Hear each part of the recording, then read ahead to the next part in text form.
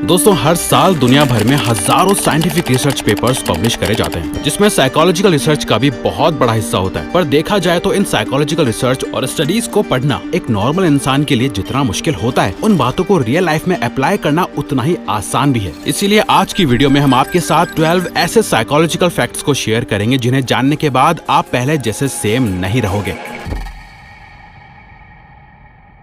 What hurts the most? हम आपसे एक सवाल पूछते हैं और आप ऑनेस्टली आंसर करना। सबसे ज्यादा क्या हर्ट करता है? जब हम पेन की बात करते हैं तो सबके दिमाग में सबसे पहले फिजिकल पेन आता है, लेकिन साइकोलॉजी के अकॉर्डिंग पेन दो टाइप्स के होते हैं। फिजिकल पेन जब कोई इंजरी होती है और सोशल पेन जब कोई रिफ्लेक्शन, अकेलापन और रिजेक्शन मिलता है। और आपको जानकर हैरानी होगी कि साइकोलॉजी के अकॉर्डिंग जब कोई रिजेक्शन फेस करता है तब उसको फिजिकल पेन के बराबर ही दर्द होता है, क्योंकि रिजेक्शन मिलने पर ब्रेन वही पार्ट एक्टिवेट करता है जो किसी इंजरी पर होता है। Breakup is equal to rejection is equal to pain. Rejection मिलने पर बस मूव ऑन कह देना आसान है, पर असल में वो आपके ब्रेन के लिए एक इमरजेंसी सिग्नल होता है और इसीलिए आपका रिएक्शन इतना इंटेंस होता है। आफ्टर ऑल आपका ब्रेन कनेक्ट होने के लिए बनाया गया है, ना कि इग्नोर होने के लिए बनाया गया है। Cognitive dissonance. क्या कभी आपको ऐसा अपने अंदर से फील हुआ है कि जिस चीज को आप डिफेंड कर रहे हो वो गलत है, लेकिन फिर भी आप उसके लिए लड़ रहे हो, उस पर अटके हुए हो? वेल, ये एक मेंटल ट्रैप है जिसे कॉग्निटिव डिसोनेंस कहते हैं। कॉग्निटिव डिसोनेंस तब होता है जब आपके दिमाग में दो अलग बिलीफ्स आ जाते हैं। जैसे आप किसी लीडर, पार्टनर, आइडियोलॉजी के लॉयल हो, लेकिन आपको सामने से क्लियर प्रूफ दिखे कि वो गलत है। इस तरह की सिचुएशन में आपका लॉजिक कहता है यहाँ से निकल जाओ, पर दिमाग कहता है नहीं यार, मैं कैसे मानूं कि मैंने अपना इतना टाइम और एनर्जी इस पर वेस्ट किया है।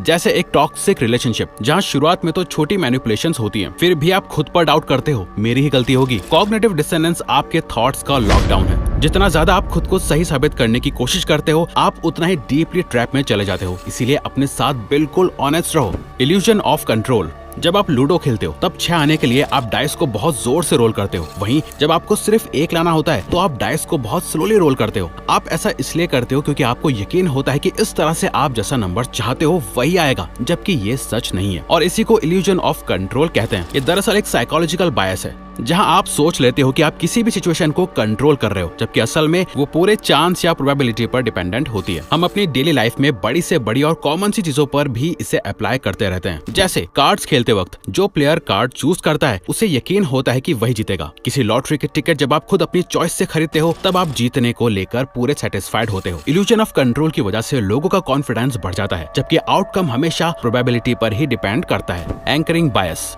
क्या आपने कभी सोचा है कि एक 2000 रुपए की वॉच साथ में रखी हुई 10,000 की वॉच के साथ महंगी क्यों नहीं लगती है? क्योंकि असल में इसे साइकोलॉजी में एंकरिंग फैक्ट कहते हैं, जो एक साइकोलॉजिकल ट्रिक है जिसे बड़े बड़े ब्रांड और कंपनीज यूज करती हैं आपके खिलाफ। क्योंकि इससे आपका दिमाग पहले नंबर को एंकर बना लेता है और उसके बाद जितनी भी चीजें आती हैं सब उस एंकर से कंपेयर होती रहती हैं। चाहे सैलरी नेगोशिएशन हो, शॉपिंग हो या रिलेशनशिप स्टैंडर्ड्स, जो पहला नंबर या आइडिया आपने सुना वही आपका रेफरेंस पॉइंट बन जाता है। Affective primacy hypothesis. Robert Zajonc's. 1 minute जरा सोच कर बताओ, किसी भी चीज को लेकर इनमें से पहले क्या आता है? पहले थॉट आता है या इमोशन? अपना आंसर कमेंट करके बताओ। और अब जरा 2 सेकंड के लिए हमारी बात गौर से सुनो और विजुअलाइज करो। क्या कभी आप किसी जगह या रूम में गए हो और आपको अचानक से अजीब सा महसूस होने लगता है जिसकी कोई वजह ही नहीं होती है, और कभी कभी अचानक से तेज आवाज होती है और आप डर जाते हो, जबकि वो तो बस एक किताब गिरने की आवाज होती है। इन दोनों ही केसेस में हम फील पहले कर लेते हैं और सोचते बाद में, और इसी को अफेक्टिव प्राइमेसी हाइपोथेसिस कहते हैं। ये कॉन्सेप्ट 1980 में साइकोलॉजिस्ट रॉबर्ट ज़ायोंग्स ने डिस्कवर किया था। मतलब दिमाग किसी भी चीज को एनालाइज करे उससे पहले आपके इमोशंस रिएक्ट कर चुके होते हैं। ऐसा इसलिए होता है क्योंकि इमोशंस ऑटोमेटिक, अनकॉन्शियस और सुपर फास्ट होते हैं, और हम ह्यूमंस तो इमोशंस की पूरी दुकान होते हैं। Mirror neuron. क्या आपने नोटिस किया है कि जब भी आपके पास कोई यॉर्निंग करता है यानी उबासी लेता है तो आप भी ऑटोमेटिकली यॉर्निंग करने लगते हो? किसी को हंसते हुए देखकर आपके फेस पे भी स्माइल आ जाती है, तो किसी को रोते हुए देखकर आप भी इमोशनल हो जाते हो। ये कोई कोइंसिडेंस नहीं होता है, बल्कि ये मिरर न्यूरॉन की वजह से होता है। आपका दिमाग सिर्फ ऑब्जर्व नहीं करता है, वो आपके सामने जो हो रहा है उससे फील भी करता है, और बिना सोचे बिना परमिशन के मिरर या कॉपी भी करता है, बिल्कुल जिस तरह से पेट्स कभी कभी अपने ओनर को इमिटेट करने लगते हैं।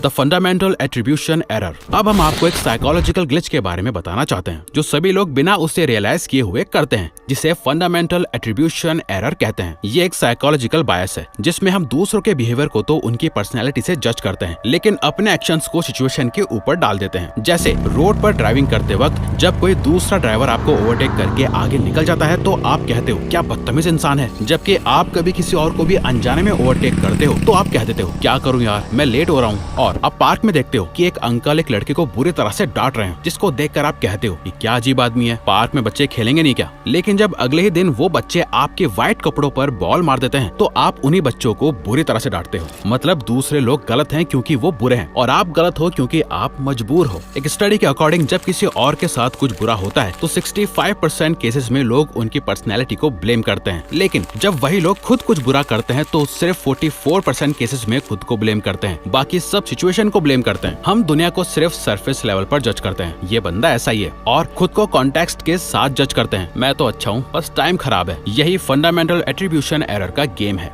ट्रायंगुलेशन जैसा कि नाम से रिफ्लेक्ट हो रहा है, इसका मतलब है जब दो लोगों के बीच में किसी तीसरे को जबरदस्ती घुसा दिया जाता है। क्या आपने कभी नोटिस किया है कि कोई इंसान डायरेक्टली आपसे बात नहीं करता लेकिन किसी तीसरे पर्सन के थ्रू बात करवाता है, या कई बार लोग आपके पीठ पीछे दूसरों से आपके बारे में कुछ ऐसा बोलते हैं जिससे आप दोनों के बीच टेंशन हो जाए। इसी को ट्रायंगुलेशन कहते हैं। दरअसल ये एक मैनिपुलेशन टेक्निक है जहाँ एक इंसान किसी तीसरे का यूज करके अपना कंट्रोल बनाता है, चाहे वो दोस्ती हो, रिलेशनशिप हो या फैमिली हो। जैसे आपके और आपके पार्टनर की लड़ाई हो रही है और आपका पार्टनर आपको ओवर पावर करने के लिए अपने दोस्त को भी उस लड़ाई में इन्वॉल्व कर ले, और ऑफिस में कलीग दूसरे के अगेंस्ट गॉसिप फैलाने के लिए किसी तीसरे को इस्तेमाल करता है। Triangulation, divide and rule. Triangulation तब होता है जब कोई छुप के गेम खेल रहा होता है, उसका एम कंफ्यूजन, डिवाइड और कंट्रोल होता है, लेकिन अगर आप अवेयर हो, क्लियर हो और डायरेक्ट हो तो कोई आपको कंट्रोल नहीं कर सकता है। सही रिलेशनशिप और कनेक्शन वो होती है जहाँ बात सीधी होती है और बीच में कोई तीसरा नहीं होता है। Dunbar's number.